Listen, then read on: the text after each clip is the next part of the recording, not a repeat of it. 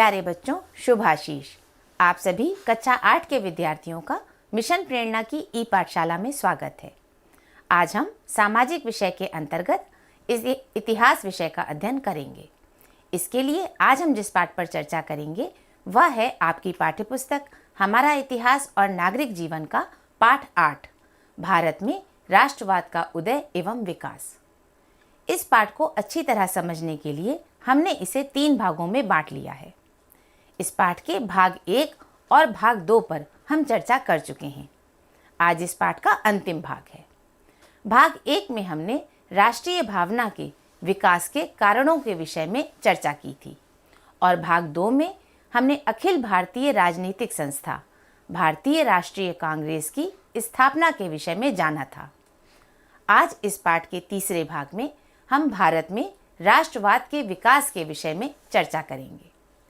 आज की कक्षा शुरू करने से पहले हम एक बार भाग 1 और भाग 2 में सीखी गई जानकारियों को दोहरा लेते हैं, जिससे ये भाग भी आप अच्छी तरह समझ सकें। आइए देखें कि भाग 1 में हमने क्या जानकारियां प्राप्त की थी। भाग 1 में हमने राष्ट्रीय भावना के विकास के कारणों को जाना था। अपने देश के लिए प्रेम और गर्व की अनुभूति करना, देश के लिए अच्छे कार्य करना और हमेशा अच्छा सोचना राष्ट्रीय भावना है। उस समय अंग्रेजों का शासन भारत में स्थापित हो चुका था। अंग्रेज शासन द्वारा जो कानून बनाए जा रहे थे वो पूरे देश में एक जैसे थे और इस तरह एक जैसे कानूनों ने भारतीय लोगों को एक से सांचे में ढालना शुरू कर दिया था। अंग्रेजों द्वारा अपने व्यापार को गति देने के लिए और प्रशासनिक सुविधाओं के लिए तीव्र परिवहन की व्यवस्था की गई थी। सड़क और रेल यातायात के विकसित होने से भारतीय लोगों का भी आपस में संपर्क बढ़ा और राष्ट्रीय भावना का विकास हुआ। डाक तथा संचार व्यवस्था की स्थापना भी अंग्रेजी शासन द्वारा की गई थी। इस प्रकार की व्यवस्था हो जाने से भारत के लोगों की भावनाओं का और विचारों का आदान प्रदान आसान हो गया और राष्ट्रीय भावना को बल मिला। उस समय तक भारत में एक नए बुद्धिजीवी वर्ग का उदय हो रहा था। ये नया बुद्धिजीवी वर्ग सामाजिक परंपराओं और मान्यताओं में परिवर्तन लाने का प्रयास कर रहा था। साथ ही साथ सामाजिक कुरीतियों को दूर करने का प्रयास किया जा रहा था। इनमें से कुछ इंग्लैंड में भी पढ़ाई कर चुके थे। ये वहाँ की राजनीतिक व्यवस्था को देख चुके थे। भारत आकर उन्होंने ये महसूस किया कि भारत में लोगों को मौलिक अधिकार और राजनीतिक अधिकार लगभग शून्य हैं और धीरे धीरे ये भावना पूरे भारतीय जनमानस में फैलने लगी। अंग्रेजों ने पाश्चात्य शिक्षा पर जोर दिया था और इसके लिए उन्होंने अंग्रेजी भाषा को माध्यम बनाया था। अंग्रेजी भाषा के प्रचार प्रसार होने से विभिन्न भाषा क्षेत्रों में रहने वाले लोगों के लिए अंग्रेजी एक संपर्क भाषा के रूप में विकसित हुई और इस प्रकार एक संपर्क भाषा स्थापित होने से लोगों के बीच विचारों का आदान प्रदान बढ़ा और राष्ट्रीय भावना के विकास में सहयोग हुआ। उस समय तक बहुत सारे भारतीय समाचार पत्र और साहित्य का प्रकाशन किया जा रहा था। इन समाचार पत्रों और साहित्य के द्वारा बुद्धिजीवी वर्ग अपनी भावनाएं भारतीय जनमानस तक पहुंचा पाते थे। इसमें प्रकाशित लेख और रचनाओं के द्वारा देश प्रेम की भावना को बढ़ावा मिलता था। अंग्रेज शासक भारत पर एकाधिकार और शासनाधिकार हो जाने के कारण भारतीयों को तुच्छ समझते थे और ये भावना सभी भारतीयों को जोड़ने का काम कर रही थी। आर्थिक राष्ट्रवाद के अंतर्गत अंग्रेजों द्वारा बनाई गई आर्थिक नीति और राजस्व नीति पूरी तरह से इंग्लैंड और ब्रिटिश शासन के हित में थी। वे किसी भी तरह से भारतीय अर्थव्यवस्था को बढ़ा नहीं रहे थे। ये सभी चीज़ें भारतीय अर्थव्यवस्था को कमज़ोर कर रही थीं। इस प्रकार ये सभी कारण भारत के लोगों को जोड़ने का काम कर रहे थे। इन सभी को हमने अपने भाग 1 की चर्चा में जाना था। पूरे भारत के लोगों को ये महसूस होने लग गया था कि हमें अलग अलग ना रहकर बल्कि संगठित रूप में कार्य करना होगा, तभी हम अपने संघर्ष को विजयी रूप दे पाएंगे। इसी भावना को ध्यान में रखकर एक अखिल भारतीय राजनीतिक संस्था भारतीय राष्ट्रीय कांग्रेस की स्थापना की गई। सन 1885 में भारत के इतिहास में एक नए युग का प्रारंभ हुआ उस समय भारतीय राष्ट्रीय कांग्रेस नाम से अखिल भारतीय राजनीतिक संस्था का जन्म हुआ। इस संस्था की स्थापना में अवकाश प्राप्त अधिकारी A.O. ह्यूम जी का अहम किरदार था। उन्होंने इसे बनाने में मुख्य भूमिका निभाई। 1885 से 1947 तक भारतीय राष्ट्रीय कांग्रेस के 2 चरण थे। पहला चरण 1885 से 1919 तक। इस चरण में राष्ट्रीय कांग्रेस के उद्देश्य कुछ अस्पष्ट और संदिग्ध थे, लेकिन इसके अग्रिम चरण 1919 से 1947 तक में इस संस्था ने महात्मा गांधी के नेतृत्व में एक विशेष ढंग अहिंसात्मक असहयोग अपनाकर आंदोलन करने पर बल दिया। कांग्रेस का प्रथम अधिवेशन मुंबई में सन 1885 में हुआ। इस अधिवेशन में बहुत सारे नेताओं ने भाग लिया। इसकी अध्यक्षता श्री व्योमेश चंद्र बनर्जी जी ने की।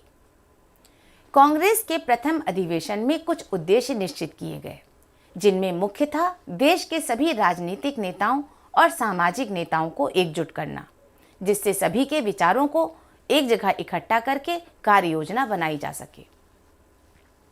दूसरा उद्देश्य था देश के लोगों में भारतीय जनमानस में राष्ट्रीय भावना का विकास करना। और तीसरा उद्देश्य था सभी प्रकार के प्रश्नों, चाहे वह राजनीतिक हो या सामाजिक, उन्हें अभिव्यक्त करना, क्योंकि सभी का ये मानना था कि जब अपनी बातें हम लोग माध्यम से अंग्रेजों तक पहुंचाएंगे, तभी वे हमारी परेशानियों को समझ पाएंगे और उसके अनुसार नीतियां बना पाएंगे। इस समय तक कांग्रेस में 2 विचारधाराएं काम कर रही थीं, जिन्हें नरम दल और गरम दल का नाम दिया गया था। नरम दल के नेताओं में दादा भाई नौरोजी, गोपाल कृष्ण गोखले आदि मुख्य थे। इस दल के लोगों का मानना था कि हमें शांतिपूर्ण वैधानिक ढंग से अपनी बातों को रखना होगा और इसी के द्वारा हम स्वराज्य प्राप्त कर सकेंगे। और दूसरा दल, जिसे गरम दल का नाम दिया गया था, उसमें मुख्य नेता थे लाला लाजपत राय, बाल गंगाधर तिलक तथा बिपिन चंद्र पाल। इन लोगों का मानना था कि बिना उग्र विरोध और प्रदर्शन के हमें अपना देश वापस नहीं मिल पाएगा। इस प्रकार पूरे देश में आंदोलन किए जा रहे थे। कहीं पर ये आंदोलन अहिंसात्मक रूप में थे और कहीं पर ये सशस्त्र विद्रोह के रूप में थे। इन सभी तथ्यों को हमने भाग 1 और भाग 2 में अच्छी तरह विस्तार से समझा था। आइए जानें कि आज इस पाठ के तीसरे भाग में किन किन मुख्य बिंदुओं पर चर्चा की जाएगी। सबसे पहले हम आज बंग भंग आंदोलन के विषय में जानेंगे कि किस प्रकार अंग्रेजों द्वारा बंगाल को 2 टुकड़ों में विभाजित किया गया। बंग भंग के विरोध में भारतीयों द्वारा बहिष्कार और स्वदेशी आंदोलन चलाए गए और अपनी नाराजगी जाहिर की गई। इनके विषय में भी हम विस्तार से जानेंगे। देश में होने वाले विभिन्न क्रांतिकारी आंदोलनों के विषय में आज चर्चा होगी। अंग्रेजों द्वारा विभिन्न घोषणाओं के द्वारा सुधार कार्यक्रम किए जा रहे थे, जिनमें मार्ले मिंटो सुधार को हम जानेंगे। गदर पार्टी और होम रूल आंदोलन के विषय में भी हम अपनी आज की कक्षा में परिचित होंगे। तो आइए बच्चों, शुरू करते हैं आज की कक्षा। आप सभी ध्यान से देखिए, सुनिए और समझिए। बच्चों, हमने चर्चा की थी कि पूरे भारत में राष्ट्रीय आंदोलन जोर पकड़ रहे थे, कहीं पर सशस्त्र विद्रोह और कहीं पर अहिंसात्मक रूप में, लेकिन पूरे भारत में ये आंदोलन चल रहे थे और जगह जगह पर क्रांतिकारियों द्वारा उनका नेतृत्व किया जा रहा था। ये सभी आंदोलन अब विराट रूप ले चुके थे और अंग्रेज भी ये समझ रहे थे कि इन सशस्त्र और अहिंसात्मक आंदोलनों का हमें उपाय निकालना पड़ेगा और इन्हीं उपायों को निकालने के लिए और इस सशस्त्र संग्रोह, विद्रोह और संघर्षों को कुछ विराम देने के लिए सन 1905 में लॉर्ड कर्जन ने बंगाल को 2 भागों में विभाजित कर दिया। अंग्रेजों ने विभाजन का जो कारण बताया वो ये बताया गया कि इस तरह विभाजन करने से बंगाल में शासन व्यवस्था सुधरेगी और बंगाल का अच्छी तरह विकास हो पाएगा। परंतु इसका वास्तविक कारण भारतीय लोगों में फूट डालना था। इस विभाजन को बंग भंग का नाम दिया गया। ये 1905 में उस समय के गवर्नर जनरल लॉर्ड कर्जन द्वारा किया गया था। बंगाल प्रेसिडेंसी को 2 भागों में बांटा गया। पश्चिमी बंगाल और पूर्वी बंगाल। पश्चिमी बंगाल वह क्षेत्र था जहां पर हिंदू समुदाय अधिक था और पूर्वी बंगाल में मुस्लिम समुदाय की अधिकता थी। इस प्रकार बंगाल को दो भागों में बांटने से इन दोनों समुदायों में विभाजन किया गया। इस विभाजन का पूरे बंगाल में विरोध हुआ और जगह जगह पर विरोध प्रदर्शन में सभाएं और आंदोलन किए जाने लगे। जैसा हमने चर्चा की थी, उस समय तक कांग्रेस में नरम दल और गरम दल के नाम से दो विचारधाराएं थीं और उनके प्रमुख नेताओं को भी हमने जाना था। नरम दल और गरम दल दोनों ही दलों के नेताओं ने मिलकर इस आंदोलन का नेतृत्व किया और इसी बीच सन 1906 में भारतीय मुस्लिम लीग की स्थापना हुई। बंग भंग का विरोध करने के लिए पूरे देश में सभाएं और आंदोलन किए जा रहे थे। सभी ये जान चुके थे कि हमें मिलकर संघर्ष करना होगा। इसीलिए भारतीयों में अंग्रेजों से प्रार्थना करने की बजाय अपने बल पर स्वराज्य हासिल करने की भावना बढ़ने लगी थी। बंग भंग का विरोध करने के लिए भारतीय क्रांतिकारियों द्वारा दो तरह के कार्यक्रम बनाए गए थे। पहला कार्यक्रम था बहिष्कार का और दूसरा था स्वदेशी अपनाने का। बहिष्कार का अर्थ है त्याग करना। भारतीयों द्वारा भारी मात्रा में अंग्रेजी कपड़े, शक्कर आदि विदेशी सामान का त्याग किया गया और जगह जगह उन विदेशी सामानों की होली जलाई गई। देखिए बच्चों, आपको चित्र में यहाँ पर भारतीयों द्वारा विदेशी सामान की होली जलाते हुए दिखाया गया है। इसी प्रकार पूरे भारत के लोगों द्वारा विदेशी सामान का त्याग किया जा रहा था और जगह जगह उनके बहिष्कार हेतु उनकी होली जलाई जा रही थी। दूसरा कार्यक्रम था स्वदेशी अपनाना, अर्थात अपने देश की बनी हुई और अपने देश के लोगों द्वारा बनाई गई चीज़ों का प्रयोग करना।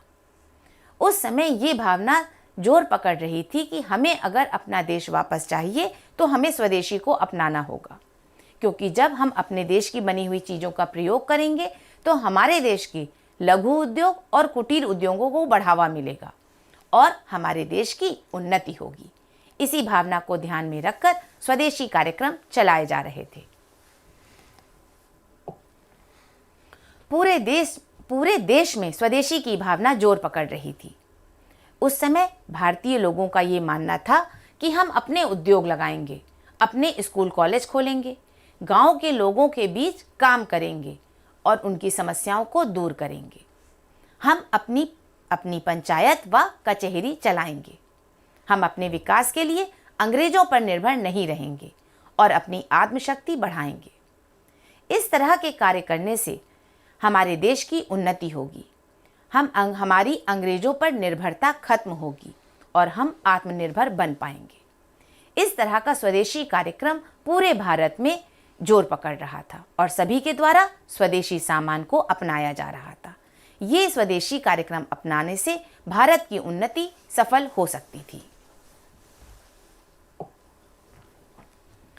हमने चर्चा की थी कि पूरे भारत में क्रांतिकारी आंदोलन चल रहे थे।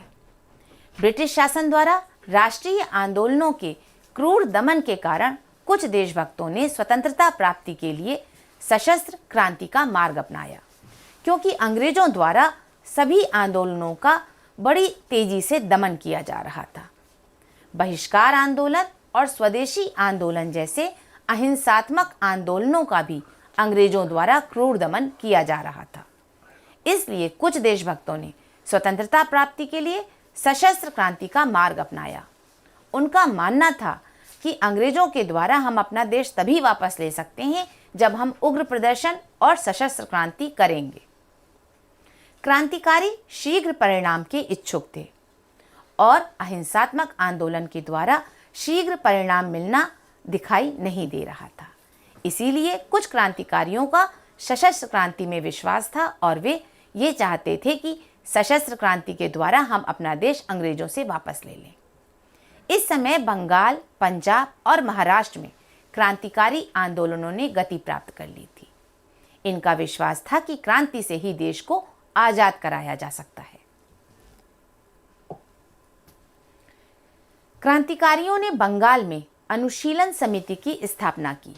खुदीराम बोस, प्रफुल्ल चाकी और अरविंद घोष प्रमुख क्रांतिकारी थे। इन लोगों ने अनुशीलन समिति की स्थापना की थी। महाराष्ट्र के चापेकर भाइयों की भी इस प्रकार के आंदोलन में महत्वपूर्ण भूमिका थी। बच्चों, आपको इस स्क्रीन पर क्रांतिकारियों के चित्र दिखाई दे रहे हैं। आपको भी इन्हें अवश्य पहचानना चाहिए। क्रांतिकारी आंदोलनों को व्यापक रूप देने के लिए क्रांतिकारी समाचार पत्रों और साहित्य का प्रकाशन किया जाता था।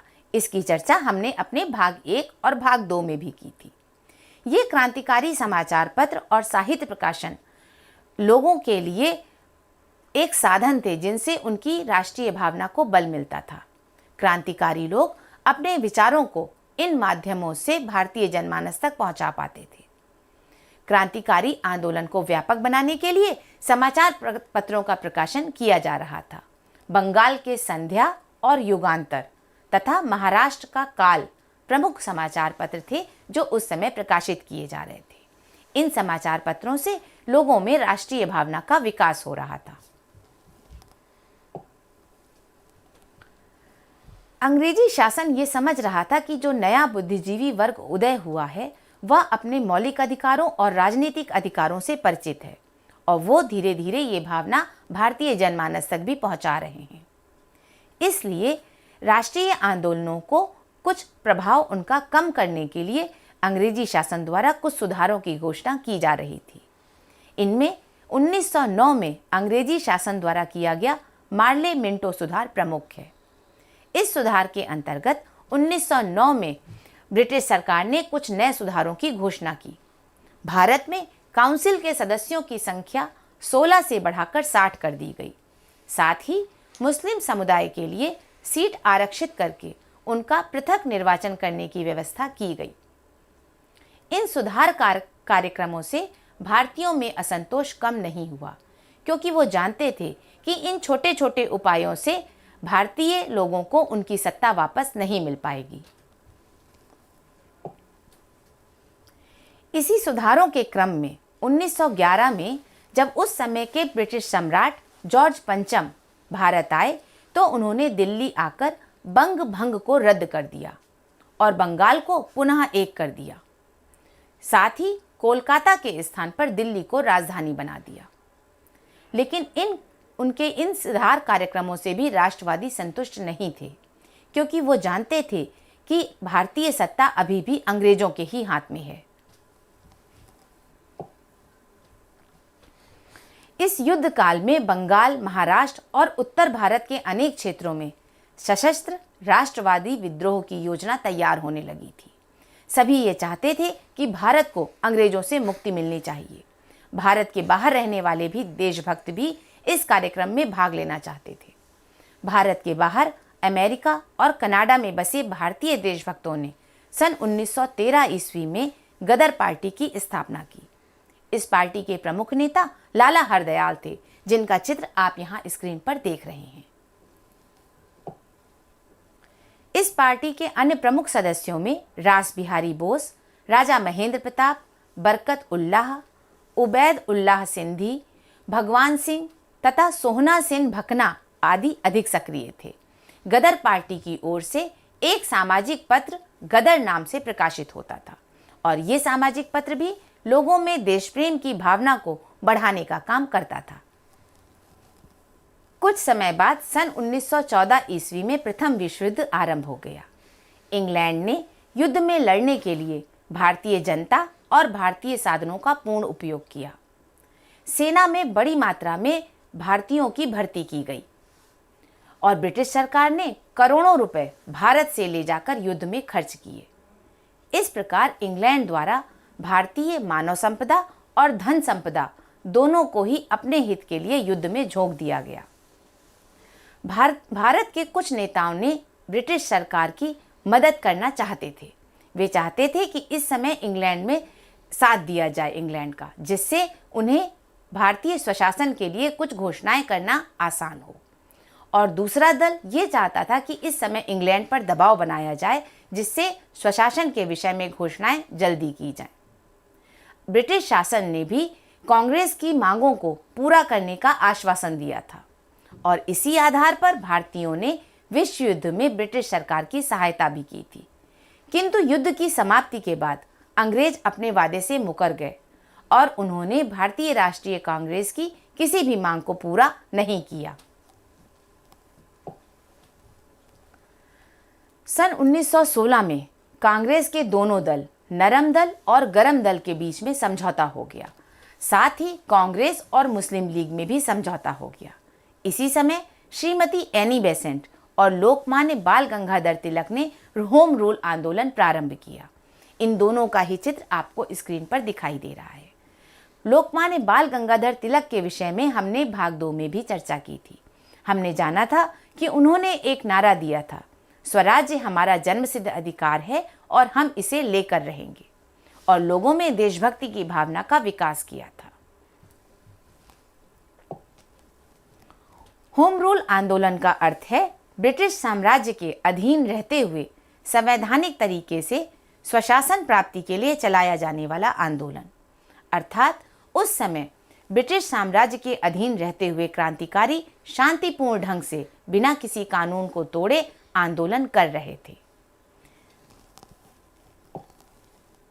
बच्चों, कुछ और भी महत्वपूर्ण तथ्य हैं जिन्हें आपको जानना चाहिए।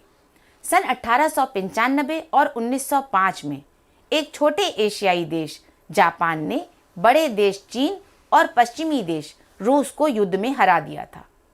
इन देशों की हार ने ये बता दिया कि सिर्फ बड़े देशों तथा पश्चिमी देशों का शक्ति में एकाधिकार नहीं है। उनकी इस हार ने गरम दल की सोच को काफी प्रभावित किया और उनमें एक नई ऊर्जा का संचार किया। सन 1914 में प्रथम विश्व युद्ध प्रारंभ हुआ। इसमें इंग्लैंड, फ्रांस, इटली, रूस और जापान देश थे। अमेरिका भी बाद में इंग्लैंड और उसके पक्ष वाले देशों की ओर से युद्ध में शामिल हुआ।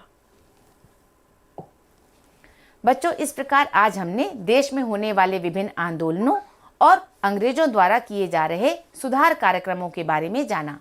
आइए देखें कि आज की कक्षा में हमने किन किन बिंदुओं पर चर्चा की। सबसे पहले हमने 1905 में लॉर्ड कर्जन द्वारा किए गए बंग भंग को जाना। लॉर्ड कर्जन ने बंगाल को 2 भागों में विभाजित कर दिया था, पूर्वी बंगाल और पश्चिमी बंगाल, और इस प्रकार से उन्होंने भारत के लोगों को बांटने का काम किया था। बंग भंग के विरोध में भारतीयों द्वारा बहिष्कार और स्वदेशी आंदोलन चलाकर अपनी नाराजगी जाहिर की गई। उस समय तक देश में क्रांतिकारी आंदोलनों ने गति पकड़ ली थी। कहीं पर सशस्त्र आंदोलन और कहीं पर अहिंसात्मक आंदोलन के द्वारा हर जगह पूरे भारत में आंदोलन चल रहे थे। इन आंदोलनों के प्रभाव को कम करने के लिए अंग्रेजों द्वारा सुधार कार्यक्रमों की घोषणा की जा रही थी, जिसके अंतर्गत हमने मार्ले मिंटो सुधार के विषय में बात की। साथ ही भारत से बाहर रहने वाले अमेरिका और कनाडा में बसे देशभक्तों द्वारा गदर पार्टी की स्थापना की गई थी, जिसमें लाला हरदयाल प्रमुख थे। इनके विषय में भी हमने आज जाना। श्रीमती एनी बेसेंट और बाल गंगाधर तिलक द्वारा होम रूल आंदोलन चलाकर भारत को स्वराज्य दिलाने के लिए प्रयास किए जा रहे थे। इसके विषय में भी हमने चर्चा की। बच्चों, इस प्रकार ये पाठ आज यहाँ पर पूरा हुआ। हमने इसके पूरे 3 भागों को ध्यान से सुना और समझा है। आइए आज पढ़ी गई जानकारी के आधार पर अभ्यास कार्य करते हुए इस पाठ को दोहरा लेते हैं।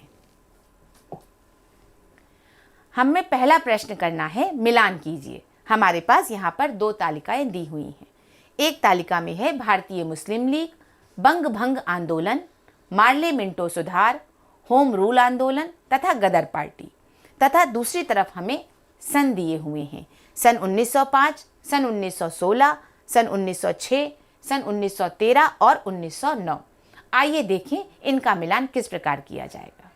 भारतीय मुस्लिम लीग की स्थापना कब हुई?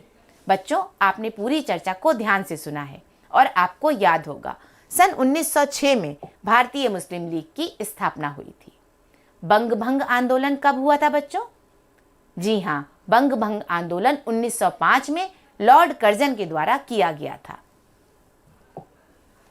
मार्ले मिंटो सुधार एक सुधार कार्यक्रम था जिसमें कुछ घोषणाएं अंग्रेजों की तरफ से की गई थी। ये मार्ले मिंटो सुधार 1909 में किया गया था। होम रूल आंदोलन जो श्रीमती एनी बेसेंट और बाल गंगाधर तिलक जी ने शुरू किया था, ये आंदोलन 1916 में शुरू हुआ। गदर पार्टी जिसकी स्थापना में लाला हरदयाल प्रमुख रूप से भाग लिया था, उनका गदर पार्टी की स्थापना सन 1913 में हुई थी। बच्चों, आपको ये सभी याद रखने हैं। आइए एक और अभ्यास कार्य करते हैं। सही कथन पर सही और गलत कथन पर गलत का चिन्ह लगाएं। हमारे यहाँ पर कुछ कथन दिए हुए हैं। आइए देखें ये सही है या गलत। पहला कथन है, लॉर्ड कर्जन ने बंगाल को 2 भागों में विभाजित किया। बच्चों, आपको ध्यान होगा, इसे ही हमने बंग भंग के नाम से पढ़ा है। लॉर्ड कर्जन ने 1905 में बंगाल को 2 भागों में विभाजित किया था। ये कथन हमारा सही है। गदर पार्टी की स्थापना अरविंद घोष ने की। ये कथन सही नहीं है। अरविंद घोष ने अनुशीलन समिति की स्थापना की थी, तो ये कथन हमारा गलत है। तीसरा कथन है, बंगाल के संध्या और युगांतर प्रमुख समाचार पत्र थे। इनके विषय में हमने चर्चा की थी। ये बंगाल के प्रमुख समाचार पत्र थे। चौथा कथन है, गदर पार्टी के सामाजिक पत्र का नाम काल था। आपको याद होगा, गदर पार्टी के सामाजिक पत्र का नाम गदर था। अंतिम कथन है, श्रीमती एनी बेसेंट और लोकमान्य बाल गंगाधर तिलक ने होम रूल आंदोलन प्रारंभ किया। ये कथन हमारा सही है। तो बच्चों, इस प्रकार ये अभ्यास कार्य पूरा हुआ। बच्चों, ये कार्य आपको अपनी कॉपी पर करना है। ये कुछ प्रश्न हैं जो आपकी किताब हमारा इतिहास और नागरिक जीवन में पेज नंबर 70 पर दिए हुए हैं। आपने पूरा पाठ पढ़ लिया है। आप एक बार इसे अपनी पाठ्यपुस्तक से दोहरा लीजिएगा और इन सभी प्रश्नों को अपनी कॉपी पर हल करिएगा। पहला प्रश्न है, स्वराज्य हमारा जन्मसिद्ध अधिकार है, इसे हम लेकर रहेंगे। किसका कथन है? आज भी हमने इस विषय में चर्चा की है। दूसरा प्रश्न है, भारतीय मुस्लिम लीग की स्थापना किस सन में हुई? तीसरा प्रश्न, होम रूल आंदोलन से आप क्या समझते हैं? इसके अर्थ के विषय में भी आज हमने चर्चा की है। आप एक बार पाठ्यपुस्तक से पढ़कर इन सभी प्रश्नों का उत्तर लिखिएगा। बच्चों, ये एक प्रोजेक्ट कार्य है जिन्हें आप अपने सहपाठियों के साथ चर्चा करके लिखिएगा। लोग ये क्यों सोचते थे कि बहिष्कार और स्वदेशी कार्यक्रमों से देश को स्वराज्य मिल पाएगा?